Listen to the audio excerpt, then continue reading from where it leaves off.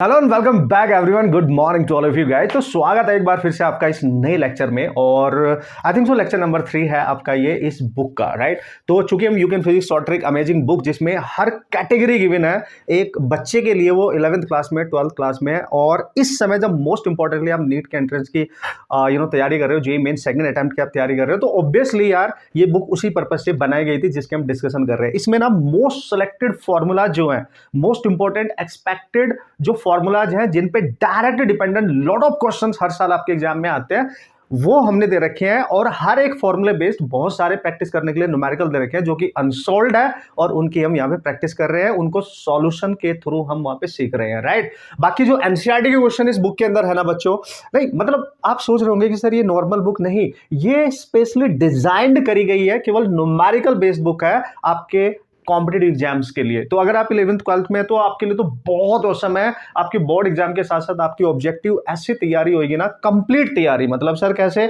मतलब इसमें एनसीईआरटी के क्वेश्चन भी है, short trick based amazing numerical है जो सिलेक्टेड है, बहुत फास्टली आप क्वेश्चन सॉल्व कर सकते हो। और जो बहुत ही इंपॉर्टेंट होते हैं ना बच्चों, राइट, जो एनसीईआरटी के क्वेश्चन होते हैं ना, जो हमें सॉल्व करने में तकलीफ होती है, हमने सेलेक्ट कर लिए सारे मोस्ट प्रोबेबली जो क्वेश्चन डिक्टो डिक्टो आ सकते हैं आपके एग्जाम में, वो हमने पहले से एक्सट्रैक्ट कर लिए, पहले से सिलेक्ट कर लिया, उनका सॉल्यूशन इजीली इसमें दिया है, तो वो फुल्ली सॉल्व्ड है एनसीईआरटी वाले, ठीक है।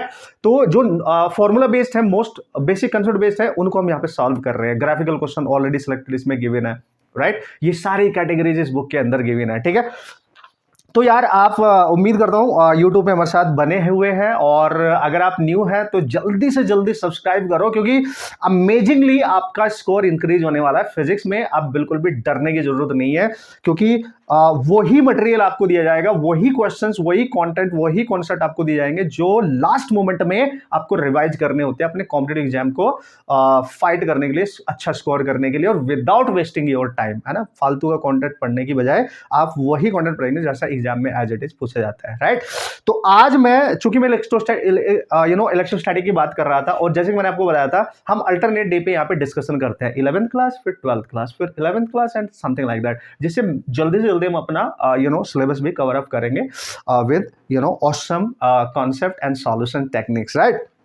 तो इलेक्ट्रोस्टैटिक को 2 पार्ट में मैंने आपको बोला था, और आज के जो फॉर्मूलाज है, 5 most important formulas, basic concept है, जिनकी हम यहाँ पे डिस्कशन करेंगे, और मोस्ट इंपॉर्टेंटली जहां से क्वेश्चंस आते ही आते हैं, राइट। सो खुश हो जाओ बॉस, और डरने की जरूरत नहीं है, बस बने रहना मेरे साथ। ये सीरीज आप ही के लिए है, और आपके एग्जाम को ऑसम बनाने के लिए, उसमें ऑसम स्कोर करने के लिए ही है। बट आपने क्वेश्चन सॉल्व करने हैं, और फॉर्मूले सारे लिस्ट बना लेनी है, प्रैक्टिस करनी है। जिसके पास बुक है ऑसम है, no problem at all. Already जिसने बुक ले रखी है, जिसने नहीं लिया, फ्रेशर है, आप अभी भी ऑर्डर कर सकते हो, no problem at all. Question आपको यहाँ स्क्रीन पे मिल ही जाएगा, ठीक है। तो आज का जो सबसे पहला फॉर्मूला है ना बच्चों, चलो हियर वी गो, स्टार्ट करते हैं आज की जर्नी ऑसम तरीके से, ठीक है। तो आप अपना कॉन्फिडेंस बस बना के रखना है यार। लास्ट मोमेंट पे क्या होता है, कॉन्फिडेंस की दिक्कत हो जाती है, डर लगने लगता है कि एग्जाम पास आ रहा है, तो दिक्कत होती है। जैसे अभी आप अगर 12th क्लास में फ्रेशर स्टूडेंट है, जो ड्रॉपर है, उनको तो करना ही करना है ना भाई। जैसे अभी एग्जाम हो रहे हैं आपके, आपने फिजिक्स का जो पेपर था उससे आइडिया लगा लिया होगा कि कितने अच्छे अच्छे न्यूमेरिकल आ रहे हैं, तो न्यूमेरिकल पे लॉट ऑफ फोकस आपने करना है। इस बुक से जो क्वेश्चन सॉल्व करके जाओगे, टाइम भी बचेगा, और फर्स्ट अटेम्प्ट आपका बहुत ऑसम हो सकता है, ठीक है। तो देखो यहां पे बोला electric field due to a charged thin sheet. आप सबको पता है यार, जो आज का फॉर्मूला हमारे पास, कि अगर हमारे पास एक चार्ज्ड थिन शीट है, ठीक है, अब आप तुरंत समझ जाएंगे कि चार्ज थिन शीट का मतलब सर इस तरीके से उस पे चार्ज जो गिवन होगा, उसकी जो चार्ज डेंसिटी होगी वो सरफेस चार्ज डेंसिटी होगी, और जो चार्ज गिवन होगा उसकी सरफेस डेंसिटी सिग्मा हम लेके चलते हैं, ठीक है। तो may be negative, may be positive, obviously यार सरफेस चार्ज डेंसिटी की बात कर रहे हो, थिन शीट की बात कर रहे हो, राइट। ये ध्यान रखेंगे। तो उसका जो इलेक्ट्रिक फील्ड होता है, देखो बहुत ऑसम, पहले तो फॉर्मूला लिख देता हूं, बट टेक्निक आपको आनी चाहिए, that is really important for us, right. देखो भाई, वो कहता है कि जब थिन शीट की बात करें, उसके इलेक्ट्रिक फील्ड की बात करें, तो इस शीट से आप जो पॉइंट है वो उसके पास ले रहे हैं P1 पॉइंट, या कहीं दूर ले रहे हैं, या और दूर ले रहे हैं, कोई फर्क नहीं पड़ता। मतलब इस सीट की वजह से जो इलेक्ट्रिक फील्ड बनेगा ना इसके नियर बाई पॉइंट्स पे, it doesn't depend upon the location of the point, the distance of the point, it only depend upon the charge density given to the sheet. इस बात को अपने दिमाग में रखो, क्वेश्चन हर कैटेगरी का हो जाएगा, हर तरीके की प्रॉब्लम आप सॉल्व कर सकते हो। कैसे सर, देखो अगर बच्चों आपसे पूछा जाए कि ये वाला पॉइंट इस सीट के बहुत पास है, लेट्स सी R1 डिस्टेंस पे है, तो बताओ यहां पे इलेक्ट्रिक फील्ड क्या होगा? अगर पॉजिटिव है तो अवे होगा, रिपल्सिव। तो हम लिखेंगे electric field at this point.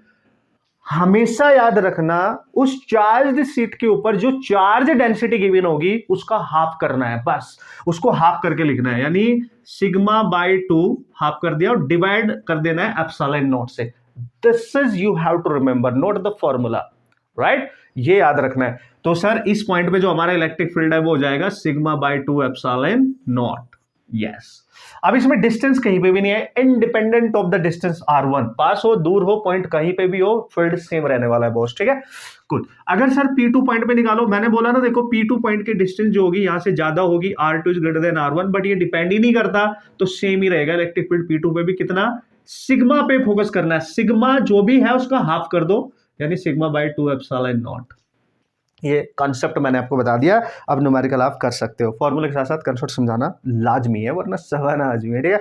तो जो सबसे पहला क्वेश्चन है बच्चों वो आपको दे रखा है, बिल्कुल इसी तरीके का दे रखा है, देखो कंफ्यूज करने के लिए, ऑलरेडी आ भी चुका है एग्जाम में, कि भाई एक थिन सीट है, सॉल्यूशन कर रहा हूं मैं क्वेश्चन नंबर 1 का, कि ये थिन सीट है, देखो, है ना, इस पे चार्ज इस तरीके से दे रखा है। अब इसकी हम चार्ज डेंसिटी देखेंगे बस कितनी है, क्योंकि वही हमारे लिए इंपॉर्टेंट है। उसने बोला in the figure a very large plane sheet of positive charge, very large मतलब थिन मानेंगे हम, ठीक है? P1 and P2 are the 2 points at a distance L and 12 from the charge distribution if sigma is the surface charge। हमें मतलब है केवल sigma, इस पे जो सरफेस चार्ज डेंसिटी है वो केवल सिग्मा है, राइट? तो उसने बोला है एक पॉइंट जो P1 है ना, P1 वो बहुत पास है, यहाँ पे है P1, और एक पॉइंट इससे दूर है, यहाँ पे है P2, और इसके जो डिस्टेंस है सीट से L है, इसकी है 12। तो आप देख सकते हो ये दूर है, ये पास है, लेकिन मैंने बताया does not depend upon the position. तो अगर सिग्मा है चार्ज डेंसिटी तो दोनों पॉइंट पे इलेक्ट्रिक फील्ड सेम जाएगा। तो यहां पे इलेक्ट्रिक फील्ड कितना, इसका हाफ करके लिख दो और एप्सिलॉन नॉट से डिवाइड कर दो। यहां पे भी इलेक्ट्रिक फील्ड कितना, P2 पे भी सेम, सिग्मा का हाफ करके, यानी यहां पे जो इलेक्ट्रिक फील्ड रहने वाला है दोनों पॉइंट पर सेम रहने वाला है, sigma by 2 epsilon naught, and this is your final answer because it will only depend upon the charge density given to the sheet, not the position of the point nearby or farther from the seat, right? So समझ गए होंगे boss, समझ गए होंगे। अब थोड़ा सा different सा क्वेश्चन जब हम लेंगे तो आपको पता चल जाएगा, मतलब इसमें 4 क्वेश्चन है for practice, for dependent on this particular concept. 4 question है, 2 में करा रहा हूं, 2 आप करेंगे, सिमिलर टाइप के है, प्रैक्टिस आपकी ऑसम हो जाएगी, ठीक है? कूल, क्लियर है? मतलब क्या याद रखना है, थिन चार्ज शीट है, वेरी लॉन्ग चार्ज शीट है, राइट? सो आप समझ जाएंगे कि भाई चार्ज डेंसिटी पे डिपेंड करता है, इलेक्ट्रिक फील्ड उसकी लोकेशन पे डिपेंड बिल्कुल नहीं करता, और जो भी चार्ज डेंसिटी है उसको हाफ करके एप्सिलॉन नॉट से डिवाइड करना है। कितनी अमेजिंगली क्वेश्चन हो जाएगा यार, क्या बात कर रहे हो, सुबह सुबह, राइट? सुबह का समय जब मैं लेक्चर रिकॉर्ड कर रहा हूँ थारे वास्ते, तो मैं सुबह की ही बात करूंगा, and lot of and positive energy के साथ, है कि नहीं? चलो अब चलते हैं क्वेश्चन नंबर 2 के पास, right? Okay guys, so question number 2 awesome question है, इससे और भी आपका सारा का सारा फंडामेंटल कांसेप्ट क्लियर हो जाएगा कि सर अगर थोड़ी सिग्मा डेंसिटी नहीं दे रखी, 2 सिग्मा दे दी, 3 सिग्मा दे दी, सिग्मा बाई 2 दे दी, इस तरीके की डेंसिटीज अगर गिवन होंगी प्लेट्स पे, then how to calculate the electric field, बताया ना मैंने कंसेप्ट, उसी को याद रखना। देखो क्वेश्चन में बच्चों आपको गिवन है XY प्लेन में, है ना, इस तरीके से XY नहीं, XZ है ये शायद, है ना, हाँ, XZ प्लेन में आपको यहाँ पे नंबर ऑफ 3 शीट्स आपको दे रखी हैं। इसको मैं X को मैं डॉटेड लाइन से रिप्रेजेंट करूंगा, और यहाँ पे टोटल नंबर ऑफ जो सीट्स हैं वो कितनी है, 1, एक सीट यहाँ पे रखी है, and this is 2 and this is 3 plates हैं भाई, ठीक है? इस तरीके से रखिए, इस बार वर्टिकल नहीं, ऐसे ऐसे प्लेट रख दी है, ऐसे ऐसे, आप समझ जाएंगे। लाइन ड्रॉप की मतलब प्लेट्स ही है, ये ध्यान से रखना। तो सबसे ऊपर वाली प्लेट पे जो चार्ज डेंसिटी है वो सिग्मा है, मतलब पॉजिटिव में है, और इस पे -2 सिग्मा है, इस पे मतलब नेगेटिव चार्ज होगा, राइट? और सबसे नीचे वाली पे माइनस सिग्मा है, इस पे भी नेगेटिव चार्ज होगा। 3 सीट है, 1 2 3। कूल है भाई, कूल है भाई। अब जो पॉइंट लिया है इन तीनों के बीच में वो यहां पे लिया है, पॉइंट को यहां जूम किया गया है, this is your point P, और आपसे बोला है पॉइंट P पे इलेक्ट्रिक फील्ड कैलकुलेट करो भाई, पॉइंट P पे, ठीक है सर? और इसमें जो आंसर दे रखे हैं वो वेक्टर फॉर्म में दे रखे हैं, मतलब ये डायरेक्शन बताना है, तो नो प्रॉब्लम, वो तो हम निकाले लेंगे, कोई टेंशन नहीं है। But how to calculate that electric field? तो बच्चों जब भी एक से ज्यादा सीट होना, तो जितने भी नंबर ऑफ सीट है उस पर्टिकुलर पॉइंट पे उन सब की वजह से इलेक्ट्रिक फील्ड निकालेंगे, और उसका नेट फील्ड हम फिर निकालेंगे अकॉर्डिंग टू द वेक्टर जो भी होगा, क्योंकि इलेक्ट्रिक फील्ड वेक्टर क्वांटिटी है। और अगर पॉजिटिव चार्ज है मतलब पॉजिटिव सिग्मा है तो उसका रिपल्सिव होगा, इलेक्ट्रिक फील्ड उस प्लेट से दूर को होगा। और अगर नेगेटिव चार्ज है या नेगेटिव चार्ज डेंसिटी है उस शीट पे तो वो अट्रैक्ट करेगी अपनी तरफ। बस इसका ख्याल रखेंगे, ठीक है। देखो सबसे पहले पहली शीट की वजह से इलेक्ट्रिक फील्ड निकालेंगे, इसकी वजह से जिसपे चार्ज डेंसिटी है सिग्मा मतलब पॉजिटिव। तो ये वाली प्लेट जब हम इस पे इलेक्ट्रिक फील्ड निकालेंगे तो इसको रिपेल करेगी इस पॉइंट को नीचे को, यानी इसका इलेक्ट्रिक फील्ड नीचे को आएगा, दैट इज E1। वैल्यू क्या होगी वो बाद में देखेंगे, ठीक है। पहले डायरेक्शन के अकॉर्डिंग बना लेते हैं जिससे इजी हो जाएगा बाद में। फिर सेकंड वाली प्लेट क्या करेगी, इस पे नेगेटिव चार्ज डेंसिटी है तो ये इस पॉइंट को अपनी तरफ अट्रैक्ट करेगी, क्योंकि नेगेटिव वाली अट्रैक्ट करती है तो उसका इलेक्ट्रिक फील्ड भी नीचे को ही आ गया E2, है ना। तो सबका पहले बना लो फिर नेट निकालेंगे। अगर एक ही डायरेक्शन में आएंगे सारे तो ऐड कर देंगे, अपोजिट होंगे तो सब्ट्रैक्ट करेंगे, यही होता ही है, राइट। अब जो थर्ड वाली है ना बच्चों, वो माइनस चार्ज के साथ है, मतलब माइनस भी अट्रैक्ट करेगा, मतलब ये वाला भी इस पॉइंट को अपनी तरफ अट्रैक्ट ही करेगा। मतलब तीनों फील्ड पॉइंट पी पे एक ही डायरेक्शन में, वो भी डाउनवर्ड, यानी डाउनवर्ड। और डाउनवर्ड कौन सी डायरेक्शन है, जेड का अपोजिट है। देखो डाउनवर्ड है जेड का अपोजिट, और जेड का अपोजिट कौन सा वेक्टर होता है, माइनस के कैप, यानी आंसर में तो माइनस के कैप ही आएगा, ये तो श्योर हो गया, ठीक है। कूल, क्योंकि सबका सब इलेक्ट्रिक फील्ड देखो डाउनवर्ड है। तो पॉइंट पी पे हम लिख देंगे नेट इलेक्ट्रिक फील्ड, सबको ऐड कर दो, E1 plus E2 plus E3। अब इन सबके इंडिविजुअल वैल्यूज पुट कर दो यार, हो जाएगी बात, बन जाएगी। अभी मैं जस्ट मैग्नीट्यूड लिख रहा हूं, ठीक है।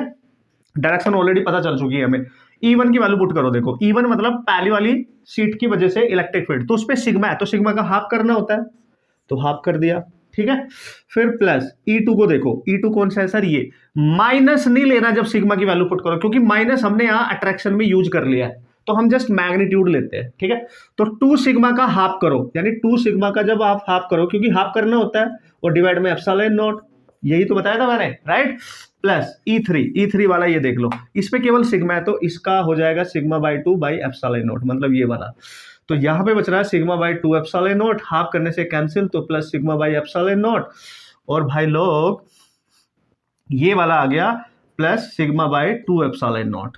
अब इन सबको आप ऐड करोगे ना तो ये हाफ 1 हो जाएगा। देखो जब इसको और इसको ऐड करोगे तो सिग्मा बाई एप्सिलॉन नॉट हो जाएगा, और ये पहले से ही है, plus sigma by epsilon not, यानी ये बचेगा 2 सिग्मा बाई एप्सिलॉन नॉट।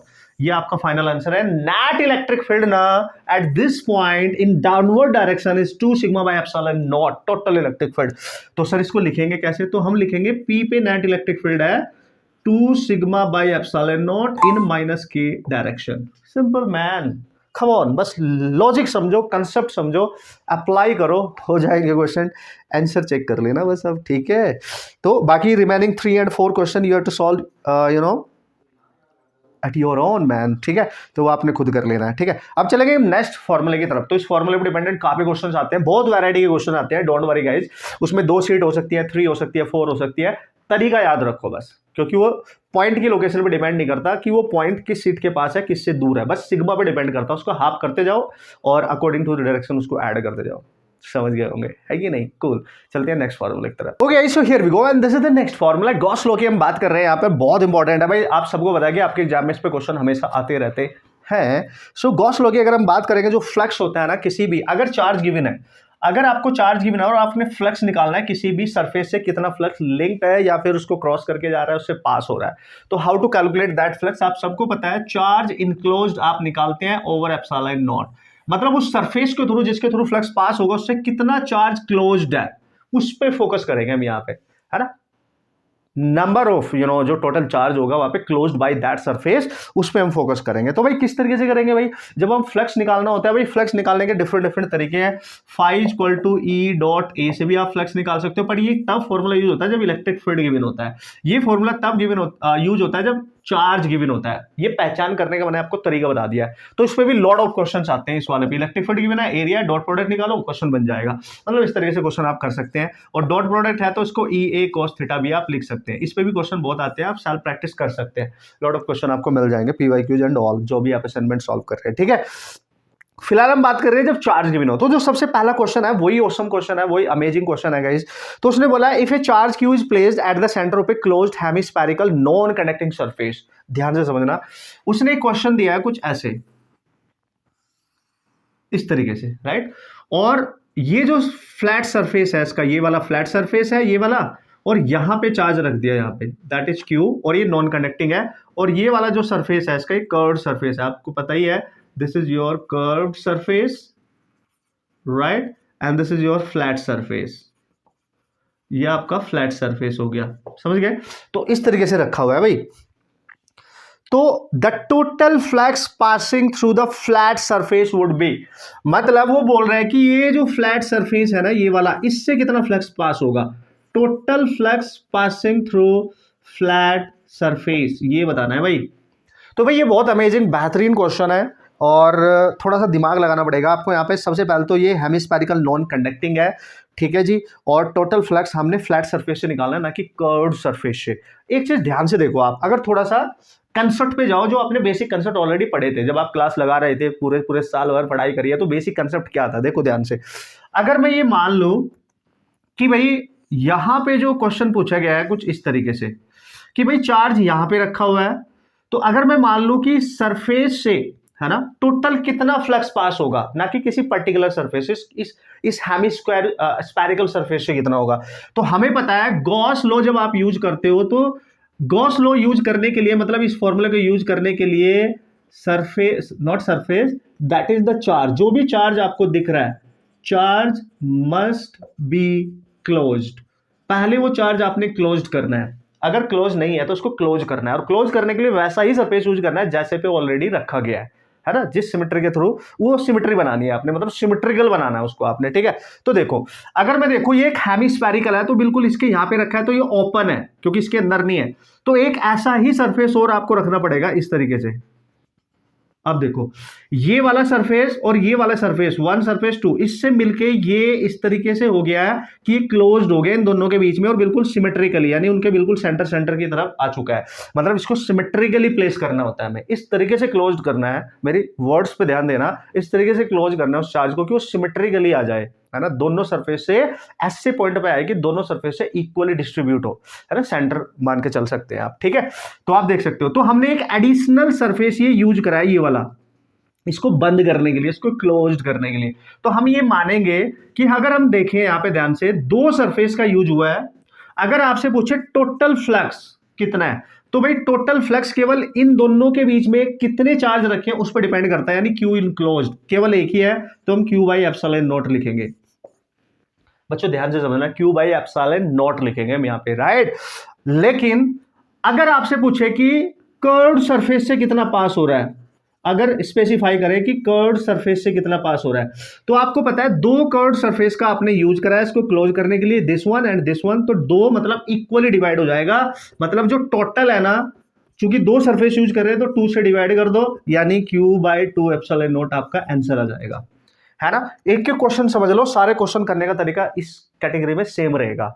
लेकिन पता है मजे की बात क्या है बॉस, धरती के चांद सितारों, चमकने का टाइम आ गया। पता है क्या है, उसने हमारे से कर्व्ड सरफेस से कितना फ्लक्स पास होगा पूछा ही नहीं। मतलब यहां से जो लाइंस निकलेगी ऐसे निकलेंगी, ऐसे, इससे बाहर, ऐसे, इससे बाहर, ऐसे, ऐसे बाहर, कर्व्ड सरफेस से तो हमने निकाल लिया भाई, ऐसे निकलेगा, आपको देख सकते हो, राइट, ऐसे।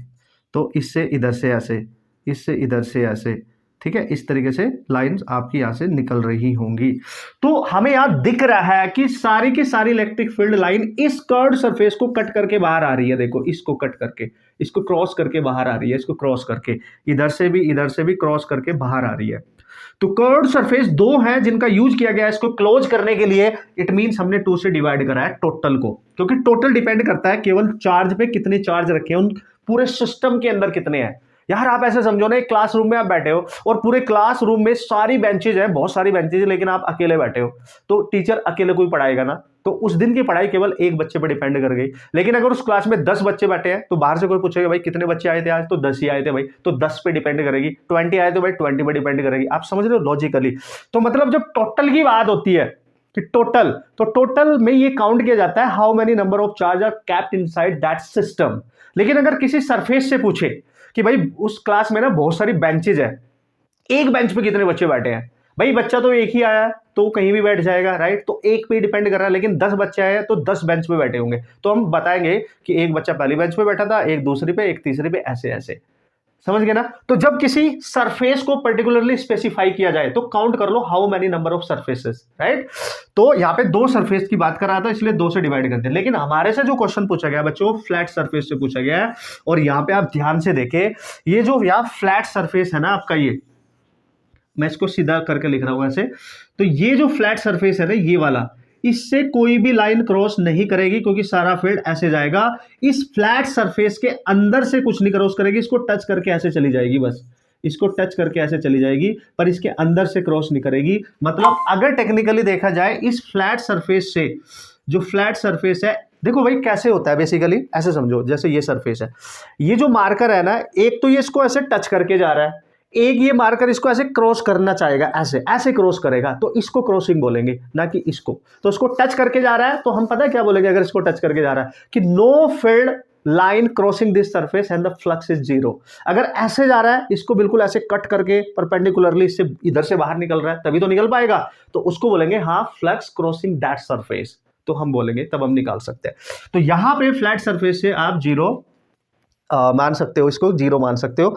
बट चूंकि हम ये मान लेंगे, क्योंकि यहाँ पे अगर इस क्वेश्चन की मैं बात करूं बॉस, इस क्वेश्चन को अगर आप ध्यान से देखें जिस तरीके से इसने इसको डिजाइन कराया, सो उसने ऑप्शन जीरो नहीं दे रखा है। इट मीन्स दैट कि इस केस में आप जो कर्व्ड सरफेस से जो यहाँ पे फ्लक्स पास हो रहा है ना, वो हम फ्लैट सरफेस से मान सकते हैं। यानी अगर हमें आंसर करना है ना इस पर्टिकुलर क्वेश्चन का, क्वेश्चन कहाँ गया बॉस, हाँ, तो हम यही वाला आंसर करेंगे, ये वाला, यानी जो फ्लैट वाला है और जो कर्व वाला है, ठीक है। तो आंसर हम ये करके आएंगे Q/2ε0। अगर जीरो दे रखा तो फिर हम जीरो करके आने वाले हैं, ठीक है ना। तो भाई थोड़ा सा इसको बहुत केयरफुली देखना और क्वेश्चन को ट्राई करना सॉल्व करने का, दिस इज इंपॉर्टेंट। कंसेप्ट इसके मैंने थ्रू आपके तक पहुंचा दिया है कि अगर कोई भी चार्ज किसी सरफेस पर रखा है, दैट मस्ट बी क्लोज्ड, और उसको क्लोज करने के लिए उसी टाइप के सरफेसेस यूज करो। जब तक क्लोज ना हो जाए, कितने भी सरफेस लगे, बस उनको क्लोज करना है, और चार्ज सिमेट्रिकली आना चाहिए उन सारे सरफेस के अंदर, सिमेट्रिकली, समझ गया ना। मतलब उससे निकलने वाली लाइंस हर सरफेस से इक्वली डिस्ट्रीब्यूट होनी चाहिए। You got my point, right. अब चलते हैं क्वेश्चन नंबर 2 के पास और आपको मेथड समझ में आ जाएगा, राइट। ओके, सो धुरंधर खिलाड़ियों, this is the next question, question number 2। और इस क्वेश्चन में बोला गया कि in the figure plus Q charge is located at one edge of the cube. चलो भाई, एक क्यूब आपको दे रखा है और यहां से आपका और फंडा बिल्कुल थोड़ा सा इमेजिन करके क्लियर हो जाएगा। तो क्यूब मैंने ऐसे बना लिया है, ठीक है जी, दिस इज योर क्यूब। अब पता है उसने क्या बोला है कि इस क्यूब की किसी एक एज पर, है ना, मतलब यहां पे रखा है उसने, अगर डायग्राम देखा जाए यहां पे चार्ज रख दिया, देखो ध्यान से, ये चार्ज जो रखा है उसने उसके सेंटर पे नहीं रखा। अगर वो ऐसे रखता चार्ज को, तो आप पहले ना एक चीज मैं आपको कंसेप्ट की तरफ लेके जाता हूं, याद दिलाता हूं जो आप भूल चुके हो। अगर चार्ज बिल्कुल इसके अंदर होता, सेंटर पे कहीं सिमेट्रिकली, ठीक है, और आपसे पूछता है बताओ इस क्यूब से टोटल फ्लक्स कितना पास हो रहा है, भाई टोटल जो फ्लक्स होगा उसके क्यूब के अंदर कितना चार्ज रखा है उस पर डिपेंड करता है। तो मतलब Q/ε0 है, क्योंकि इसके अंदर केवल क्यू चार्ज है और वो क्लोज्ड है, क्योंकि एक रूम के अंदर है, एक तरीके से ऐसे समझ लो ये रूम मान सकते हो ना आप इसको, है कि नहीं। अब क्या करेंगे सर, अब लेकिन बच्चों अगर आप ध्यान से देखो, इस क्यूब को हमने 6 फेस का यूज किया गया। देखो ये एक फेस ये रहा, एक फेस ये रहा 2, एंड एक फेस ये रहा 3, एक ये रहा 4, और एक फ्रंट वाला और एक बैक वाला, 6 होंगे टोटल, क्योंकि 3D में ये फ्रंट वाला और पीछे बैक वाला, समझ गए। तो अगर ईच फेस से पूछे कितनी लाइंस बाहर निकल रही, इधर से ऐसे ऐसे, कितना फ्लक्स बाहर निकल रहा होगा ईच से, तो हमें पता है टोटल इतना है। और अगर ईच फेस से पूछ बैठे तो टोटल नंबर ऑफ फेस कितने हैं जो क्यूब बना रहे, 6।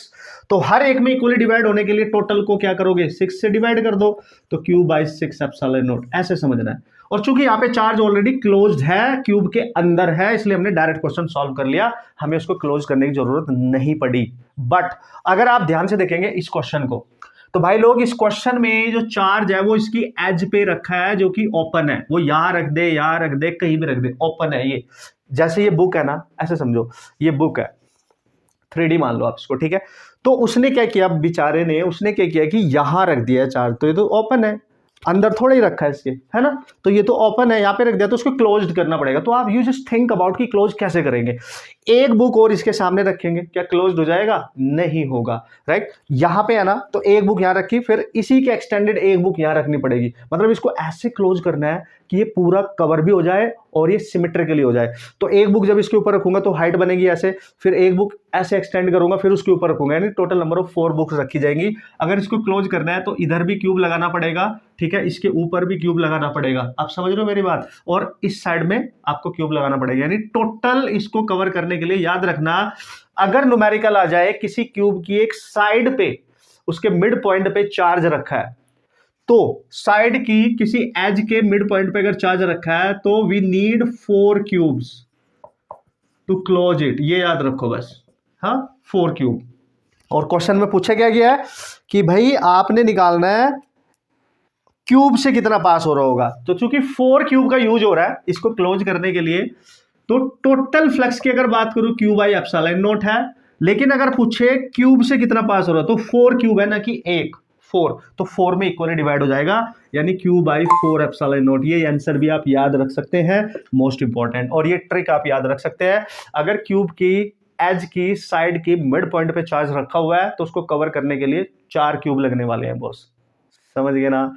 अगर यही चार्ज बच्चों ऐसे होता, चलो यही बता रहा हूं, ऐसे होता, यहां पे ना होके इसके कॉर्नर पे होता, यहां पे दिस इज द कॉर्नर, तो इसको कवर करने के लिए 8 क्यूब्स लगेंगे, ध्यान देना 8 क्यूब्स।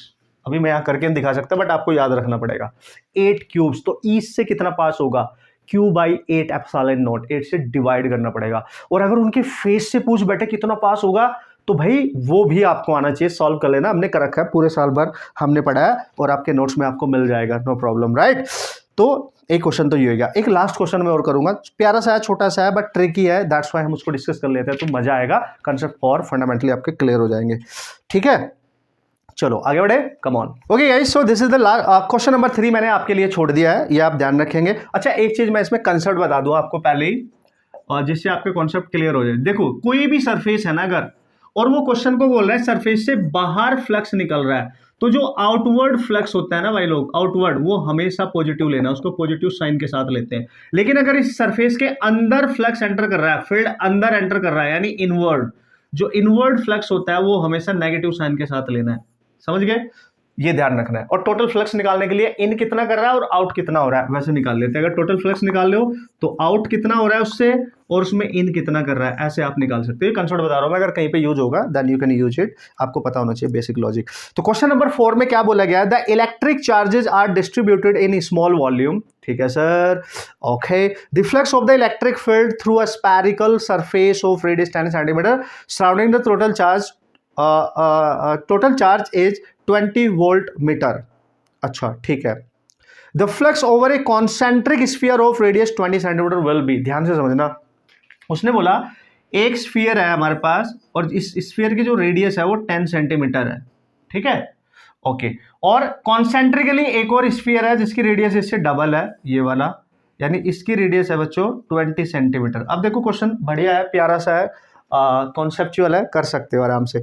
उसने बोला जो फ्लक्स है ना इलेक्ट्रिक फील्ड का through spherical surface of radius 10 centimetre surrounding the total charge, इसके अंदर, इस छोटे वाले के अंदर जिसकी रेडियस 10 सेंटीमीटर है, कुछ ना कुछ चार्ज रखा होगा, हमें नहीं पता कितना है, वो गिवन नहीं है, बट वो बोल रहा है इससे जो फ्लक्स निकल रहा है, इससे जो फ्लक्स निकल रहा है इस वाले सरफेस से 10 सेंटीमीटर से, वो 20 वोल्ट मीटर है। ये फ्लक्स की यूनिट हो गई, वेबर होती है ना तो वोल्ट मीटर भी लिख सकते हो। दिस इज द फ्लक्स जो इससे बाहर निकल रहा है, ठीक है, वो गिवन है कितना निकल रहा है भाई। फिर उसने बोला flux over a concentric sphere of radius 20 centimetre, तो बताओ जो 20 सेंटीमीटर का स्फीयर है यानी बड़े वाला, इससे कितना फ्लक्स बाहर निकलेगा, इससे बताओ कितना फ्लक्स लिंक्ड है और कितना बाहर निकलेगा। यार एक बात बताओ मेरे को, अभी बताया मैंने आपको, फ्लक्स निकालने के लिए जब भी चार्ज के रिस्पेक्ट में बात करें, जो कि वो कर रहा है पर चार्ज गिवन नहीं है, हमेशा क्या लिखते हैं, Q enclosed over epsilon not, यही लिखते हैं। तो हम ये देखेंगे जो ये बड़े वाला स्फीयर है इसके अंदर कितना चार्ज है,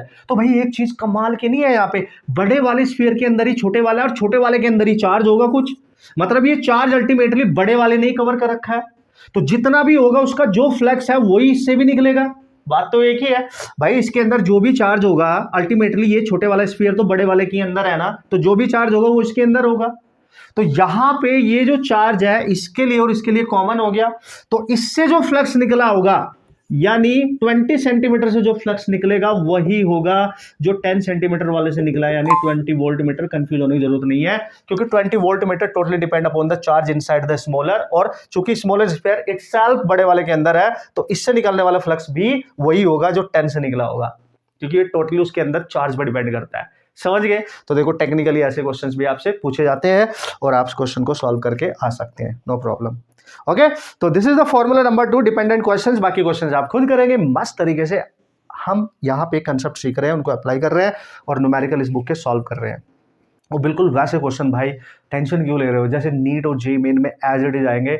आप ध्यान रखें भाई, डेटा ही चेंज होता है ना, कंसेप्ट सेम रहता है, फॉर्मूला सेम रहता है, प्रैक्टिस होनी चाहिए। दिमाग कैसे काम करेगा, आपको कैसे पता चलेगा कि एग्जाम में मैं क्वेश्चन कैसे करूं, जब आप उस टाइप के क्वेश्चंस की लॉट ऑफ प्रैक्टिस करके जाएंगे तो भाई आराम से करके आ सकते हैं। डेटा तो देखो भाई, लाइफ में डिफरेंट डिफरेंट टाइप की प्रॉब्लम होती है, हर प्रॉब्लम एक जैसी थोड़ी होती है, पर उसको टैकल करने की टेक्निक तो आनी चाहिए। तो वैसे न्यूमेरिकल्स में भी होता है कि नहीं, तो आपका दिमाग ऑटोमेटिकली हैबिचुअल हो जाता है उसको टैकल करने के लिए। So practice practice and practice box, लगे रहो मेरे साथ, ठीक है। अब हम चलेंगे formula number 3, very very important, बहुत क्वेश्चन आते हैं भाई इससे, है ना, लॉट ऑफ क्वेश्चन इससे आते हैं, ठीक है। आगे बढ़े, कम ऑन। सो ये है रीडिस्ट्रीब्यूशन ऑफ चार्ज का। भाई आप सबको पता है रीडिस्ट्रीब्यूशन ऑफ चार्ज में दो क्वेश्चन बहुत इंपॉर्टेंट होता है, common potential and energy lost, right. Redistribution की जब भी बात करें ना, रीडिस्ट्रीब्यूशन, ठीक है, रीडिस्ट्रीब्यूशन ऑफ चार्ज, जब भी इस कंसेप्ट की बात करें, सर हमें पता कैसे चलेगा, वो बोलेगा कि सपोज करो हमारे पास दो कैपेसिटर है या दो कोई कंडक्टिंग चार्ज आपके पास बॉडीज हैं, ऐसे कुछ बात करेगा, ठीक है। तो मान लिया पहली कैपेसिटर है, इसको पहली बैटरी से कनेक्ट कर रखा है, पहचान करना बता रहा हूं, और इसकी कैपेसिटेंस C1 है, और एक और कैपेसिटर है अलग से, उसको दूसरी बैटरी से चार्ज कर रहे हैं या नहीं कर रहे हैं, मे बी एक चार्ज है एक अनचार्ज हो सकती है, या दोनों चार्ज हो सकती है, वो तुम्हारे ऊपर डिपेंड है, क्वेश्चन के ऊपर डिपेंड है एक्चुअली। फिर वो बोलता है कि इन दोनों को हम फिर आपस में कनेक्ट करते हैं, बैटरी को रिमूव करते हैं, है ना। उसने वो बोलेगा आफ्टर डिस्कनेक्टिंग फ्रॉम सेल्स या बैटरीज, बैटरी से हटा दो and they are connected together, दोनों को उठाया और आपस में कनेक्ट कर दिया, ऐसे ध्यान रखना। पॉजिटिव प्लेट को पॉजिटिव के साथ और नेगेटिव वाली को नेगेटिव के साथ कनेक्ट कर दिया, ऐसे याद रखना। तो अगर ऐसे किया है कि सेम प्लेट को कनेक्ट किया है, तो ये जो केस है ना, चूंकि दोनों को आपस में कनेक्ट किया है तो उनके चार्ज अलग अलग हो सकते हैं, तो यहाँ पे ये एक दूसरे को चार्ज ट्रांसफर करना स्टार्ट करते हैं, रीडिस्ट्रीब्यूट करते हैं। तब तक करते हैं जब तक दोनों प्लेट का, दोनों कैपेसिटर का पोटेंशियल सेम ना हो जाए, जिसको कॉमन पोटेंशियल कहते हैं। और इस प्रोसेस में बच्चों एनर्जी लॉस होती है, एनर्जी लॉस होती है, समझ गए ना। पहले तो समझ लो कि कैसे पता चलेगा कि क्वेश्चन इसी कंसेप्ट से होगा। वो बोल देगा दो अलग अलग कंडक्टर है, दो कैपेसिटर है, पहले उनको चार्ज किया जा रहा था, फिर आपस में कनेक्ट कर दिया, तो बताओ कितनी एनर्जी लॉस हुई है, कॉमन पोटेंशियल। तो बस समझ जाना एनर्जी लॉस हो रही है, मतलब रीडिस्ट्रीब्यूशन का केस है, लॉजिक लगाओ, ठीक है। अब how to calculate common potential, तो कॉमन पोटेंशियल आप निकालेंगे, अगर पॉजिटिव प्लेट को पॉजिटिव से कनेक्ट किया, नेगेटिव को नेगेटिव, तो आप क्या कैसे करेंगे, देखो Q1 प्लस Q2 उनका जो चार्ज होगा, ठीक है, अलग अलग, C1 प्लस C2, जिसको आप लिख सकते हो Q इक्वल टू CV होता है, तो C1 V1 plus C2 V2 over C1 plus C2, ऐसे लिख सकते हो। ये आपका कॉमन पोटेंशियल है, ठीक है, ऐसे ध्यान रखना है। दूसरा एनर्जी लॉस्ट, अगर आपसे पूछे डेल्टा U एनर्जी लॉस्ट, तो बच्चों direct formula half C1 C2 over C1 plus C2 into V1 minus V2 और इस पूरे का होल स्क्वायर। V1 V2 उनके जिस पे इनिशियल उनको चार्ज किया जा रहा था, ठीक है, वो पोटेंशियल है, C1 C2 उनकी कैपेसिटेंस है। डन, ये फॉर्मूले आपने याद रखने इन दिस पर्टिकुलर सिचुएशन, ठीक है। अब देखो सबसे पहला न्यूमेरिकल यहां पे देख लेते हैं, कंसेप्ट मैंने आपको रिवाइज करा दिया, फॉर्मूला मैंने आपको बता दिया। इस केस में परसेंटेज ऑफ एनर्जी लॉस अगर पूछे कभी, परसेंटेज ऑफ एनर्जी लॉस, है ना, जो डिसिपेटेड है ना, परसेंटेज ऑफ डिसिपेटेड लॉस, है ना, डिसिपेटेड एनर्जी लॉस अगर पूछे, जो उसमें डिसिपेट हो रही है, ठीक है, तो भाई डेल्टा U यहां से जो निकाल रहे हो लॉस चेंज, आप उसको इनिशियल एनर्जी से मल्टीप्लाई करके 100 से मल्टीप्लाई करना, ये बता दिया। वैसे तो ये सारे क्वेश्चन मैंने ट्रिक एंड टेक्निक्स के थ्रू, शॉर्ट ट्रिक के थ्रू इसी बुक में सॉल्व कर रखे हैं, आपको यूट्यूब पे भी मिल जाएंगे, तो डोंट वरी अबाउट दैट। इस लेंथी प्रोसेस को फॉलो करने की जरूरत आपको नहीं पड़ेगी, आपकी टेक्निक्स मैंने डायरेक्ट बता रखी है कि how fastly you can solve the problem, right. चलो, तो इस क्वेश्चन में बोला है a capacitor of capacitance value 1 microfarad is charge to 30 volt. इस क्वेश्चन में बोला है कि एक कैपेसिटर है हमारे पास, ठीक है, और उसको एक बैटरी के थ्रू चार्ज किया जा रहा है 30 वोल्ट, यानी इसको हम V1 मान लेते हैं उसका वोल्टेज, और इसकी कैपेसिटेंस दे रखी है C1 दैट इज 1 माइक्रोफैरेड। ये क्वेश्चन में किया है ना, मैं क्वेश्चन कर रहा हूँ सबसे पहले वाला, ठीक है, इस बुक का। The battery is then disconnected, फिर बोल रहा है बैटरी को हटा दिया जाता है। देखा आ गया ना, जैसे ये कॉन्सेप्ट आए ना भाई, समझ जाना यही वाला केस बनने वाला है। If it is connected across A 2 microfarad capacitor, एक कैपेसिटर और था हमारे पास पहले से ही था, ये C2 मान लो उसको, और ये 2 माइक्रोफैरेड का है, पर इसको बैटरी से कनेक्ट नहीं किया गया, क्वेश्चन में बोला ही नहीं, तो उसका पोटेंशियल हम इनिशियली 0 मानेंगे, क्योंकि इसको बैटरी से कनेक्ट कर ही नहीं रखा, मतलब समझ गए ना आप, अनचार्ज्ड है ये। The lost energy lost by the system, तो जब पहले वाले कैपेसिटर को चार्ज करके बैटरी हटा के इसके साथ कनेक्ट करोगे तो बताओ कितनी एनर्जी लॉस होगी। तो यही तो केस है। तो एनर्जी लॉस के लिए डायरेक्ट फॉर्मूला पुट कर दो, आंसर आ गया। देखो डायरेक्ट सब कुछ गिवन है। तो जब यहां पे आप पुट करोगे डेल्टा यू हाफ C1 है 1, C2 है 2, 3, और ये माइक्रो में है, ध्यान रखना माइक्रो में, तो एक माइक्रो तो बचेगा ही बचेगा। तो 1 इंटू 10⁻⁻6 लिख सकते हो, यहाँ पे भी 10⁻⁻6 और 3 इंटू 10⁻⁻6 क्योंकि ऐड करोगे C1 प्लस C2। और V1 दोस्तों 30 दे रखा है, माइनस दूसरा 0 और पूरे का होल स्क्वायर। तो जब आप इसको सॉल्व कर रहे होंगे, यहाँ 2 से 2 कैंसिल, 1 माइनस 3 कैंसिल, तो यहाँ 1/3 बचेगा, 10⁻³ बचेगा, और यहाँ 30 का स्क्वायर बचेगा, यानी 30 का स्क्वायर 900 बचेगा। और इसको इससे कैंसिल करोगे 300, यानी 300 इंटू 10⁻³ बचेगा। बहुत ध्यान से आप देख सकते हैं। और ऑप्शंस इसके क्वेश्चंस माइक्रो जूल में दे रखे हैं, तो माइक्रो बना लेते हैं। तो माइक्रो जूल में आप कैसे बनाएंगे, ठीक है। 300 माइक्रो जूल, एक minute, know my mistake, sorry, this is -6, this is -6, एक -6 पूरा कैंसिल होगा तो यहाँ -6 बचेगा, तो ये -6 है। तो बस बन गया, ये माइक्रो हो गया, यानी 300 माइक्रो जूल। बस सिंपल है। You just put the values given, what ever the values given in the question, just read the question very carefully. Calculation का ध्यान रखना, मेरे से भी गलती हो गई थी, समझ रहे हो। आप देखो यहाँ पे ये ध्यान रखना, यूनिट्स एंड ऑल। तो भाई यूज कैसे करना है फॉर्मूला, क्वेश्चन सॉल्व कैसे करने, आराम से कर सकते हो, टेंशन नहीं लेने का। एक लास्ट क्वेश्चन और करता हूँ, बाकी सारे क्वेश्चन सेम तरीके के हैं, सेम टेक्निक के हैं, आराम से सॉल्व किए जा सकते हैं बॉस। और लास्ट के 2 फॉर्मूले बचेंगे हमारे पास, जिसमें अमेजिंग क्वेश्चंस है और हम उनको जल्दी जल्दी सॉल्व कर सकते हैं। और ये इलेक्ट्रोस्टैटिक हमारा according to this book complete कर लेंगे। और बाकी जो आपने पढ़ा है ना पूरे साल भर, वो तो भाई पढ़ा ही है ना। हम बस कुछ मोस्ट सेलेक्टेड फॉर्मूला जो ज्यादा रिपीट होते हैं उन पे डिपेंडेंट न्यूमेरिकल कर रहे हैं इस बुक की हेल्प से, जिससे आप टच में भी बने रहे, प्रैक्टिस भी होती रहे और फियर भी ना हो दिमाग में। Got my point, right. और सेम टाइप के लास्ट मोमेंट पे क्वेश्चन भी प्रैक्टिस करते रहे, आपके मॉक टेस्ट के साथ आपको हेल्प मिलेगी 100%। चलो क्वेश्चन नंबर 4 की डिस्कशन करूंगा, बाकी क्वेश्चन सेम है, आप कर सकते हैं, राइट। चलो भाई लोग, सो क्वेश्चन नंबर 4 में बोला है 10 microfarad capacitor fully charge to a potential difference 50 volt. बिल्कुल स्टार्टिंग तो वैसे ही होगी कि भाई हमारे पास एक कैपेसिटर है और एक बैटरी के थ्रू उसको हम चार्ज कर रहे हैं, 50 वोल्ट की बैटरी लगी हुई है। तो पहले वाले कैपेसिटर का जो वोल्टेज है ना, जिसके थ्रू उसको चार्ज किया जा रहा है, उसको V1 मान लिया करो, और पहले कैपेसिटर को C1 मान लिया करो, एंड दैट इज 10 माइक्रोफैरेड। ठीक है सर, बढ़िया है। उसके बाद क्या बोला है, after removing the source voltage, मतलब बैटरी को हटा दिया गया। देखो सेम केस बन रहा है कि नहीं। It is connected to uncharged capacitor in parallel. एक कैपेसिटर और है हमारे पास, लेकिन वो अनचार्ज्ड है। ऐसे कुछ कैपेसिटर होगा C2, उसकी कैपेसिटेंस भी दे रखी है और इसका वोल्टेज भी 0 है क्योंकि अनचार्ज्ड है, बैटरी नहीं लगा रखी। तो देख समझ गया ना, सेम लॉजिक समझ में आ रहा है। यस, उसने बोला कि इसको बैटरी हटा के, इसको चार्ज तो हो चुका है बैटरी से, इसको हटा के इसके साथ कनेक्ट कर देते हैं, मतलब ऐसे पैरेलल में ऐसे।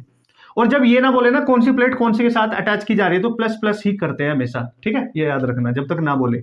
तो भाई ये C1 था, ये C2 था, तो रीडिस्ट्रीब्यूशन का केस हो गया।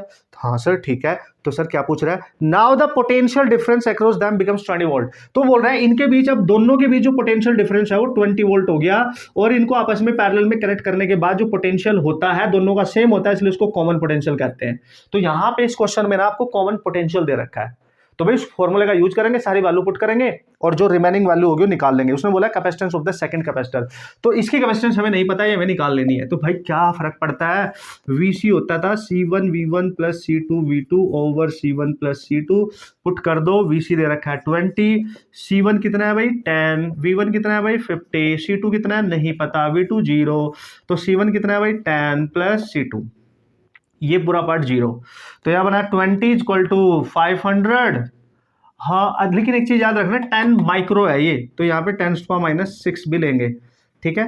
तो 500 इंटू 10⁻⁻6 ले लो, और ये भी 10 में है माइक्रो में, ठीक है, इंटू 10⁻⁻6 प्लस C2, तो C2 भी फिर हमारा वैसे ही आ जाएगा, ठीक है। इसको इससे क्रॉस मल्टीप्लाई कर देंगे, ठीक है भाई।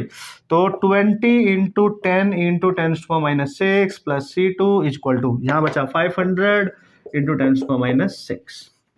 C2 निकाल लो, इसमें मल्टीप्लाई 200 होगा, इधर चला जाएगा, तो C2 आ जाएगा 500 इंटू 10⁻⁻6 माइनस 200 इंटू 10⁻⁻6, तो यहाँ बचेगा 300 इंटू 10⁻⁻6। तो आई थिंक ये इसका आंसर आ चुका है भाई। Okay 10 and 20 that is 200 and that is 500. Okay, so there is a mistake again. तो ये आपने याद रखना। देखो मैंने मल्टीप्लाई जब किया ना क्रॉस, तो 20 का मल्टीप्लाई इसमें तो करते हैं, पर C2 में भी तो होगा क्योंकि इस पूरे में मल्टीप्लाई करना है। तो बेसिकली दिस इज 20C2। हाँ अब ठीक है, तो दिस इज 20, अब ठीक है बॉस, दिस इज 20C2, तो 20 से कैंसिल हो जाएगा, तो C2 आपका आएगा 15 इंटू 10⁻⁶ यानी 15 microfarad. This is your answer now. Yes, got my point, this is 15 microfarad. तो कैलकुलेशन देखो यार, वो मतलब ध्यान रखने का, ठीक है, गलती हो जाती है कैलकुलेशन, तो सारा क्वेश्चन ही गड़बड़ हो जाएगा, ठीक है। अब चलेंगे नेक्स्ट फॉर्मूला, बाकी क्वेश्चन आप सॉल्व कर लेंगे, नो प्रॉब्लम एट ऑल। मैंने तरीका आपको बता दिया, how to recognise, how to apply the concept and how to solve the problems, right. चलो नेक्स्ट फॉर्मूला अमेजिंग है, इंपॉर्टेंट है, फॉर्मूला बेस्ड क्वेश्चन काफी आते हैं, लास्ट 2 फॉर्मूलाज है और फिर हमारा ये चैप्टर कंप्लीट हो जाएगा according to the important basic concept and formulas. Come on. चलो भाई लोग, तो capacitance of capacitor when filled partially with ओ तेरी की, मतलब वो बोल रहे हैं कि भाई अगर एक कैपेसिटर है हमारे पास, आप सबको पता है, अगर किसी डाइलेक्ट्रिक से इसको कंप्लीटली फिल करते हो, डाइलेक्ट्रिक मीडियम से कंप्लीटली, जिसका डाइलेक्ट्रिक कांस्टेंट के है, तो आपको पता है इसकी जो नई कैपेसिटेंस होगी वो के टाइम्स हो जाएगी ओरिजिनल कैपेसिटेंस की। और पैरेलल प्लेट कैपेसिटर है, उसकी कैपेसिटेंस क्या होती है जब एयर या वैक्यूम होता है, यहाँ पे epsilon not A by D, मतलब के टाइम्स हो जाती है, मतलब जो सी है वो इंक्रीज करती है। लेकिन वो बोल रहे हैं कि अगर उस कैपेसिटर को आप उन दोनों प्लेट के बीच में जो स्पेस है, वैक्यूम है, एयर फिल, कोई मीडियम फिल करो पार्शियली, मतलब पूरे स्पेस में ना करके कुछ स्पेस में हम फिल कर दें ऐसे, राइट, जिसकी थिकनेस क्या है, स्लैब की टी है और इसमें डाइलेक्ट्रिक कांस्टेंट इसका के है, ऐसे पूरी में, या तो ऐसे फिल करो कि बीच में फिल कर दी, या फिर ऐसे भी कर सकते हो आप, जरूरी नहीं है पार्शियली करना है, बस ऐसे भी कर सकते हो, एक प्लेट से बिल्कुल टच करके, एक ही बात है। बस ये देख लेना कितने थिकनेस में, कितनी लेंथ में आपने इसको कवर अप किया है। टोटल डिस्टेंस दोनों प्लेट के बीच की डी है, हर प्लेट का एरिया ए है, तो वो आप मान के चलेंगे। तो ये वाला केस है मतलब अल्टीमेटली। तो अगर ऐसा क्वेश्चन आए ना, तो पार्शियल फिल्ड कैपेसिटर की कैपेसिटेंस कितनी होती है, तो भाई लोग आप सबको पता है वो होती है C dash equal to epsilon not A over d minus T plus T by k, and you have to remember this formula. आप इसके सारे क्वेश्चन सॉल्व कर लेंगे, इस फॉर्मूले पे डिपेंडेंट जो भी क्वेश्चन आएगा now you can solve very clearly. D दोनों प्लेट के बीच की डिस्टेंस है, टी जो आपने डाइलेक्ट्रिक स्लैब फिल करी है उसकी थिकनेस है वो पुट कर देंगे, और के उसका डाइलेक्ट्रिक कांस्टेंट है जो गिवन होगा वो पुट कर देंगे, आपका आंसर आ जाएगा। ठीक है, कूल है। तो चलो देखते हैं सबसे पहला क्वेश्चन। तो भाई लोग जो सबसे पहले 2 ही क्वेश्चन मैं इसमें से कराने वाला हूं, बाकी रिमेनिंग क्वेश्चन आप अपने आप कर डालेंगे, उड़ा डालेंगे मस्त तरीके से। क्वेश्चन 1 एंड क्वेश्चन 2, ठीक है, सेम ही है, नेक्स्ट भी क्वेश्चन, ठीक है। तो एक फॉर्मूले के 4 क्वेश्चन है, तो देखो बेहतरीन प्रैक्टिस नहीं हो जाएगी फॉर्मूले, क्या बात कर रहे हो यार, ठीक है। ओके, मेरी बकवास सुनते रहना और मस्त तरीके से अप्लाई करते रहना, क्वेश्चन सॉल्व करते रहना, कंसेप्ट सीखते रहना, ये सबसे इंपॉर्टेंट है, समझ गए। Okay, the capacitance of an air capacitor is 15। देखो एयर कैपेसिटर बोला है उसने, क्वेश्चन जो हम यहाँ पे कर रहे हैं, उसने बोला कि एक कैपेसिटर है और उसका नाम दिया है एयर कैपेसिटर। इसका मतलब यहाँ पे एयर होगी इसके बीच में, तो जब एयर होती है तो ये प्योर वाला केस बन जाता है, मतलब नो डाइलेक्ट्रिक मीडियम, है ना। तो हम इसकी कैपेसिटेंस को C नोट लिखते हैं और उसको हम लिखते हैं epsilon not A by D, जिसकी वैल्यू हमें दे रखी है बेसिकली 15 माइक्रोफैरड वैल्यू दे रखी है ऑलरेडी। एयर कैपेसिटर जब उनकी प्लेटों के बीच में एयर है, ना कि कोई अदर डाइलेक्ट्रिक मीडियम, समझ गए। हाँ ठीक है सर। ओके, सो अब वो लाइक प्लेट इज 6 mm और उनकी जो प्लेटें हैं उनके बीच की डिस्टेंस 6 mm है, मतलब ये पहली प्लेट है दूसरी, दोनों के बीच की डिस्टेंस भी दे दी d, that is 6 mm, distance भी दे दी है। mm को मीटर में चेंज करना होगा तो कर लेंगे ना, यस। अब बोल रहा है एक copper plate of 3 mm thickness. ये जो दोनों प्लेट है ना भाई, ध्यान से समझना इस क्वेश्चन को, ठीक है। दोनों जो प्लेट हैं इनके बीच में एक कॉपर प्लेट है, मतलब किसी मटेरियल की, कॉपर मटेरियल की बनी हुई एक प्लेट है जिसकी थिकनेस 3 mm है, मतलब 6 से कम है, मतलब 3 mm है, मतलब ऐसे फिल कर दी। ये कॉपर प्लेट है और उसकी थिकनेस दे दी आपको T इक्वल टू 3 mm, क्योंकि टोटल डिस्टेंस दोनों प्लेट के बीच 6 mm है, तो T की वैल्यू भी दे दी। ठीक है sir. Okay, introduce symmetrically between the plate. Symmetrically place किया मैंने, ऐसे प्लेस कर दिया बेसिकली, आप ध्यान से देख लेंगे तो कोई फर्क नहीं पड़ेगा। दी कैपेसिटेंस नाउ बिकम्स, तो बताओ इसकी नई कैपेसिटेंस कितनी हो जाएगी। भाई यहाँ पे ना डाइलेक्ट्रिक कांस्टेंट नहीं दे रखा, ध्यान से समझना, क्योंकि ये पार्शियल फिलिंग है तो फॉर्मूला तो यही यूज होगा। तो हम लिखेंगे C dash equal to epsilon not A by d. D दे रखा है 6, T दे रखा है 3 प्लस 3 बाई mm में आए बाई K, और K आपको नहीं दे रखा है। लेकिन उसने बोला है ये जो प्लेट है ये कॉपर की बनी हुई है, और कॉपर मतलब मेटल, मेटल मतलब मेटल का K होता है बॉस, मेटल का K इनफाइनाइट होता है, ध्यान देना। ये आपको याद होना चाहिए इस पर्टिकुलर क्वेश्चन में, क्योंकि ये गिवन नहीं है। Okay, so very clearly you can see copper की बात कर रहा है, तो उसने बता दिया कि जो डाइलेक्ट्रिक स्लैब है वो कॉपर की है, मेटल की, और मेटल का के इनफाइनाइट होता है। और जब आप इनफाइनाइट की वैल्यू यहां पुट करोगे तो 3 बाई इनफाइनाइट मतलब ये वैल्यू टेंड्स टू 0। तो यहां पे जो वैल्यू बचेगी वो epsilon not A by 6 minus 3 बचेगी, यानी 3 ऐसे बचेगी। ठीक है, अब अगर ध्यान से देखो, हमें सी डैश की वैल्यू चाहिए, एप्सिलॉन नॉट ए हमें नहीं दे रखा, लेकिन जब वो एयर कैपेसिटर थी तब उसकी कैपेसिटेंस दे रखी है, मतलब यहां से एप्सिलॉन नॉट ए की वैल्यू हम निकाल सकते हैं। हमें पता है epsilon not A by d दे रखा है 15, तो एप्सिलॉन नॉट ए हो जाएगा 15 इंटू डी, देख लो।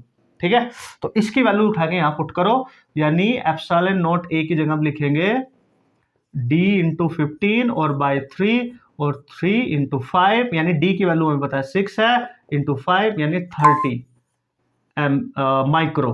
ठीक है, माइक्रो में आएगा, चूंकि mm में है तो फिर ये हमें चेंज करना पड़ेगा। ठीक है ना, तो 30 माइक्रो फैराड हो जाएगा आपका आंसर, 30 माइक्रो फैराड।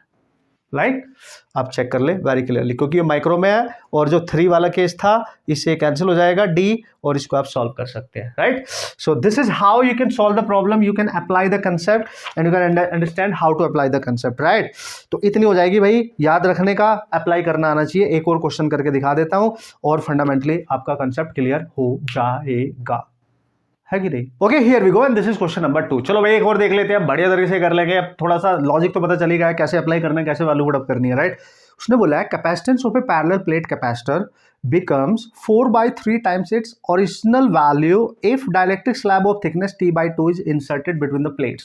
मतलब पता क्या कह रहा है वो बोल रहा है कि एक कैपेसिटर थी हमारे पास इनिशियली और इनके बीच की डिस्टेंस दोनों d थी, एरिया a था, और इसकी कुछ कैपेसिटेंस होगी c नोट जब इसके बीच में कोई डाइलेक्ट्रिक नहीं था। ठीक है, लेकिन वो बोल रहा है कि जब इनके बीच में हमने दोनों प्लेट के बीच में t/2 थिकनेस की d/2 सॉरी t इंसर्ट कर दी गई है बिटवीन द प्लेट्स। ठीक है, यहां पे कोई स्लैब आपने अगर प्लेस कर दी है और उसकी t दे रखी है d/2। ठीक है, तो इसकी जो अब नई कैपेसिटेंस होगी ना c डैश, वो 4/3 टाइम्स है ओरिजिनल कैपेसिटर की, ये दे रखा है आपको क्वेश्चन में ऑलरेडी, ये क्वेश्चन में गिवन है। ठीक है सर, बढ़िया है। तो बता दो what is the dielectric constant of the slab, तो बताओ जो स्लैब पुट करी है इसका डाइलेक्ट्रिक कांस्टेंट कितना होगा। तो भाई इस डेटा का यूज करेंगे ना जो उसने दे रखा है, तो हमें पता है new capacitance after filling partially, हमें पता है हम लिखते हैं epsilon not A by D minus T plus T by K, और ये दे रखा है 4/3 times of C naught, epsilon not A by D लिख सकते हो आप इसको, ये तो हमें पता ही है। तो ये पूरा का पूरा होगा कैंसिल, तो यहां बचा बच्चों आपके पास 1/d माइनस टी प्लस, अच्छा हाँ इसकी वैल्यू पुट कर दो, d माइनस टी की वैल्यू दे रखी है d/2 प्लस d/2 के हो जाएगा, और यहां बचेगा 4/3d, d माइनस d/2 ये हाफ ही बचेगा, तो मतलब इसको आप लिख सकते हो 1/d/2 प्लस यहाँ लिख सकते हो d/2 के, और यहाँ बचेगा 4/3d। अगर आप ध्यान से देख रहे होंगे ना धुरंधर खिलाड़ी हो, d/2 इसमें भी है इसमें भी है, कॉमन आ जाएगा, तो यानी d/2 अगर मैं कॉमन ले लूँ 1 + 1/k बच रहा है, और यहाँ बच रहा है 4/3d, और ये d से d कैंसिल। ठीक है, और ये जो 2 है ये ऊपर चला जाएगा, तो फिर यहाँ बचेगा 2/1 + 1/k और इक्वल टू 4/3, इससे कैंसिल हो जाएगा 2, और इसको हम लिख सकते हैं 1/1 + 1/k and this is 2/3। Cross multiply कर लो भाई लोग, इसको इसमें, यानी 3 × 1 1 हो जाएगा, इक्वल टू 2 का इन दोनों मल्टीप्लाई करेंगे 2 + 2/k हो जाएगा, और ये 2 इधर लेके आओ, 1 = 2/k, यानी k भाई लोग आपका आ गया 2। देख लो क्रॉस मल्टीप्लाई करके, this is how you can solve the problem, k = 2। Simple है, बस यूज करें, इन गिवन इन्फॉर्मेशन का यूज करें, क्वेश्चन आपको अप्लाई करना आना चाहिए, फॉर्मूला याद होना चाहिए, बेसिक कंसेप्ट हो जाना चाहिए, थोड़ी बहुत ही आपकी कैलकुलेशन स्ट्रॉन्ग होनी चाहिए, एरर होने के चांस बनेंगे ही नहीं। तो बच्चों ये थे इसके कुछ क्वेश्चन जो मैंने आपके साथ डिस्कस करे हैं। अब लास्ट फॉर्मूला बचा है इसका, ठीक है, लास्ट फॉर्मूला, उस पर डिपेंडेंट क्वेश्चन डिस्कस कर लेते हैं, फिर हमारा electrostatic from this book you can physics amazing short trick book. ये केवल शॉर्ट ट्रिक नहीं है, शॉर्ट ट्रिक के साथ साथ इसमें एनसीईआरटी भी है, मैंने आपको बताया है, फॉर्मूला बेस्ड क्वेश्चंस है, most important NCERT formula based questions and graphical selected questions भी इसके अंदर गिवन है, और लास्ट में ना कुछ मोस्ट सेलेक्टेड क्वेश्चन है एक्सपेरिमेंटल स्किल बेस्ड जो आपने सॉल्व करने हैं, मतलब बिफोर योर एग्जाम इस बुक को आपने कंप्लीट करके जाना है along with your class notes along with your mock test, है ना, वो जितने भी क्वेश्चंस आपने सॉल्व कर रखे हैं उन सब के साथ, फिर देखो कैसे फाइनल टच आता है आपके प्रिपरेशन में। अरे क्या बात कर रहे हो यार, वेरी अमेजिंगली आप स्कोर करने वाले हो। चलो अब लास्ट फॉर्मूले की डिस्कशन करते हैं, ठीक है। चलो भाई, जो लास्ट फॉर्मूला है ना वो डायपोल से रिलेटेड है। तो भाई जब किसी डायपोल को किसी यूनिफॉर्म इलेक्ट्रिक फील्ड में आप प्लेस करते हैं तो उस पर टॉर्क भी लगता है और उसको रोटेट कराने के लिए हमें कुछ एक्सटर्नल वर्क भी करना पड़ता है, एंटी फील्ड, राइट। तो सिंपल लॉजिक आपको याद आ गया होगा, ठीक है। जैसे ये इलेक्ट्रिक फील्ड लाइन्स है यूनिफॉर्म, एक डायपोल आपने ऐसे प्लेस किया -q + q, और हमें बताया डायरेक्शन ऑफ डायपोल मूवमेंट होती है माइनस से प्लस p की डायरेक्शन में, और जो p है ना डायपोल मूवमेंट और जो e वेक्टर है इनके बीच में कुछ एंगल होगा थीटा। तो बोलता है इसका जो टॉर्क होगा ना, इस पे जो टॉर्क लगेगा उसको हम निकालेंगे PE sin थीटा से, या टॉर्क हमें बताया वेक्टर है तो P क्रॉस E भी लिख सकते हो वेक्टर में। तो फिर फॉर्मूला डिपेंडेंट क्वेश्चन आते रहते हैं, छोटा सा प्यारा सा है, तो चलो डिस्कस कर लेते हैं। फिर वो ये बोलता है कि अगर मैं इसको एंटी क्लॉकवाइज रोटेट कराऊं, उसको कराने के लिए मेरे को वर्क करना पड़ेगा फ्रॉम, यानी we have to calculate the work done to rotate the dipole in the uniform electric field from initial angle θ1 to θ2। ये अगर आपसे पूछ बैठे तो जो वर्क होता है बच्चों निकालना है minus of PE into cos of θ2, यानी जो फाइनल एंगल होगा माइनस कॉस ऑफ θ1 जिस इनिशियल एंगल से आप रोटेट कर रहे होंगे। ये आपको फॉर्मूला पता होना चाहिए। इन पे डिपेंडेंट डायरेक्ट क्वेश्चन आते रहते हैं, इनका एप्लीकेशन करना आपको आना चाहिए। पहले तो मैंने आपको कंसेप्ट और फॉर्मूला बता दिया, ठीक है। अब इसका एक पहला क्वेश्चन देख लेते हैं, हो जाएगा, टेंशन मत लो, बस बने रहो मेरे साथ, है ना। मैं देखो बोल रहा हूँ कितने समय से, बस बने रहो और नोट्स बनाते रहो, सीखते रहो, डाउट क्लियर करते रहो, यही तो जर्नी होती है यार। फाइट तो करना पड़ेगा, देखो यार, ठीक है, इतनी इजीली चीजें नहीं मिलती हैं, फाइट हमें सबको करना पड़ता है, ठीक है।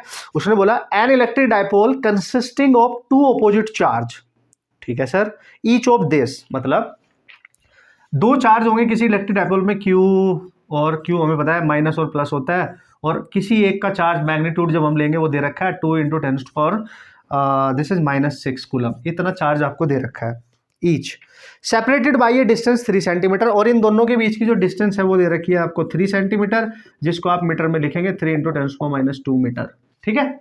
ये छोटे छोटे प्यारे प्यारे क्वेश्चन है। इन electric field of this, electric field भी दे दिया, इलेक्ट्रिक फील्ड बच्चों आपको दे रखा है दैट इज 2 × 10⁵ न्यूटन पर coulomb, electric field also given in the question. The maximum torque on the dipole, भाई मैक्सिमम टॉर्क होता क्या है, पहले ये देखो मैक्सिमम टॉर्क कब होगा, जब PE sin थीटा मैक्सिमम होगा, sin थीटा मैक्सिमम 1 होता है तो टॉर्क मैक्सिमम हो गया PE। तो बस ये फॉर्मूला यूज कर लेना आपने। तो अब देखो गिवन क्या है, बस इस पे फोकस करो। चार्ज दे रखा है, चार्ज के बीच की दोनों की डिस्टेंस दे रखी है, इलेक्ट्रिक फील्ड, चलो इलेक्ट्रिक फील्ड तो डायरेक्ट गिवन है, पर P नहीं गिवन है। P है यहाँ पे डायपोल मोमेंट, वो गिवन नहीं है, पर P निकाल सकते हैं हम कैसे, हमें पता है P होता है किसी एक चार्ज का मैग्नीट्यूड इंटू उन दोनों चार्ज के बीच की डिस्टेंस, सिंपल, यहां से P आ जाएगा। तो चार्ज दे रखा है भाई कितना, 2 × 10⁻⁶, डिस्टेंस दे रखी है 3 × 10⁻², तो दिस इज 6 × 10⁻8, इतना आ गया कूलम मीटर, ठीक है। डायपोल मोमेंट यहां पुट कर दो तो टॉर्क की मैक्सिमम वैल्यू नहीं आ जाएगी, 6 × 10⁻8, एंड इलेक्ट्रिक फील्ड दे रखा है चांदी 2 × 10⁵ एंड 12 × 10⁻3, ऐसे निकाल लेना न्यूटन मीटर। वो तो आप समझदार हो, कर सकते हैं, ठीक है। This is how you can solve the problem guys, ठीक है। तो ये आपका पहला आंसर पहले क्वेश्चन का। अब क्वेश्चन नंबर 3 में डिस्कस करूंगा, क्योंकि 2 और 4 बिल्कुल सेम है, आप आराम से कर सकते हैं, नो प्रॉब्लम एट ऑल, ठीक है। और कभी ना कभी हाँ कर लेंगे, चलो यार इस ओके। और अगर वो वर्क डन ना पूछे ना कि रोटेट कराने के लिए कितना वर्क डन करना पड़ रहा है, केवल एंड केवल पोटेंशियल एनर्जी पूछ बैठे, पोटेंशियल एनर्जी U, तो भाई -PE cos थीटा होती है, ये ध्यान रखना, पोटेंशियल एनर्जी डायपोल की इतनी होती है -PE cos थीटा, थीटा भी गिवन होगा, P भी गिवन होगा, E अगर P नहीं दे रखा है तो ऐसे निकाल लेंगे। ये मैं सब कुछ आपको एक तरीके से बता रहा हूँ। तो क्वेश्चन नंबर 3 पे आ जाते हैं फटाक से। Okay, so here we go and this is the question number 3। तो जल्दी से पढ़ लेते हैं, आप भी देख लिया करो स्क्रीन पे आपके पास क्वेश्चन है। जिन बच्चों के पास बुक नहीं है उनके लिए इसलिए मैं क्वेश्चन लिख लेता हूँ, जिनके पास बुक है बुक से क्वेश्चन मेरे साथ करते रहे, ठीक है। A molecule with a dipole moment P is placed in a electric field of strength E। अच्छा ठीक है। Initially the dipole is aligned parallel to the field. Initially क्या था कि इलेक्ट्रिक फील्ड हमें दे रखा था, ठीक है, देख लो, जैसे आप बेड पे लेटे रहते हो, ठीक है। तो इलेक्ट्रिक फील्ड की डायरेक्शन इधर है, बिल्कुल पैर सीधे करके लेटे हो, तो उसने बोला इनिशियली जो डायपोल है ना वो इसी की डायरेक्शन में है। डायपोल का मतलब होता है बच्चों same direction in the electric field, मतलब पी की डायरेक्शन इधर होगी डायपोल मूवमेंट की। इससे ये पता चलेगा इधर होगा माइनस चार्ज और इधर होगा कहीं प्लस चार्ज, तभी तो डायपोल मूवमेंट की डायरेक्शन माइनस से प्लस होती है। तो P in the direction of E जब होता है तो थीटा इनके बीच में 0 डिग्री होता है, ध्यान रखना। क्वेश्चन में क्लियरली बोला है कि initially the dipole is aligned parallel to the field, ठीक है। तो initial direction parallel to the field है, मतलब एंगल 0 लेंगे, ठीक है। If the dipole is to be rotated by anticlockwise या anti parallel to the field, यानी अगर ये ऐसे है और इसको ऐसे कर दे, मतलब एंटी पैरेलल का मतलब इधर हो जाएगा पॉजिटिव चार्ज और इधर हो जाएगा आपका नेगेटिव चार्ज, तो डायपोल मूवमेंट आपका इधर को हो जाएगा, पी ई आपका इधर को ही है अभी भी। तो देखो आपने इसको रोटेट कर दिया एंटी पैरेलल, तो एंगल कितना हो गया जस्ट अपोजिट, थीटा 1 थीटा 2 हो गया आपका 180 डिग्री। ये आपको क्वेश्चन पढ़ के खुद समझना है लैंग्वेज को कि एंगल कितना रोटेट हो रहा है। एक बार ये पता चल गया, कुछ भी पूछे आंसर कर देंगे। If the dipole is to be rotated था, ये इसमें रेटेड लिखा हुआ है तो स्पेलिंग आप चेक कर लेना।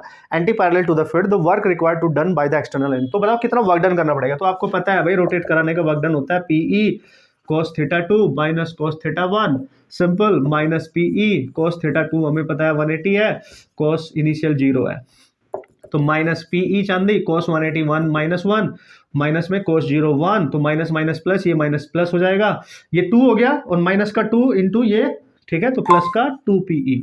This is your answer, check कर ले आप, प्लस का 2 PE, final, it's okay man. So भाई ये थे इसके कुछ क्वेश्चंस और ये फिनिश हो चुका है, क्योंकि नेक्स्ट चैप्टर हमारा करंट इलेक्ट्रिसिटी स्टार्ट होगा और नेक्स्ट मतलब आफ्टर क्लास 11 का जो नेक्स्ट चैप्टर आएगा उसको कवर अप करने के बाद ये करेंगे, क्योंकि हम अल्टरनेट पे कर रहे हैं। तो बच्चों इलेक्ट्रोस्टैटिक के सारे फॉर्मूला बेस्ड क्वेश्चन जो हमने सेलेक्ट कर रखे थे इस बुक में वो हमने कवर अप कर लिए हैं।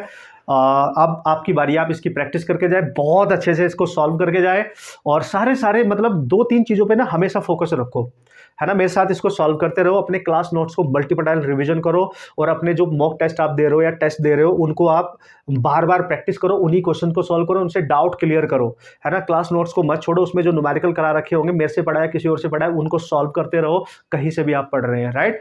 इन चीज़ों पर आपने ध्यान देना है बच्चों। एनसीईआरटी के क्वेश्चन आप सॉल्व करते रहे, very very very important. PYQs पे आप ध्यान रखें, that is sufficient for you to crack your exam. बाकी आपका दिमाग, आपकी पॉजिटिविटी, आपका कॉन्फिडेंस, ये सब कुछ आपके काम आएगा and lot of practice. Okay guys, so मिलूंगा नेक्स्ट लेक्चर में क्लास 11th के चैप्टर के साथ, क्योंकि अल्टरनेट पे हमने चूंकि डिस्कशन करना है। तब तक आप खुश रहे, मेहनत करते रहे, शिद्दत के साथ, डरने का नहीं, बस अपना पूरा टाइम का अच्छे से यूटिलाइज करो, उसको वेस्ट मत करो, क्योंकि टाइम ही आपको रिजल्ट देगा, क्योंकि उस टाइम के अकॉर्डिंग ही आप प्रैक्टिस कर रहे होंगे। ओके बच्चों, ऑल द बेस्ट।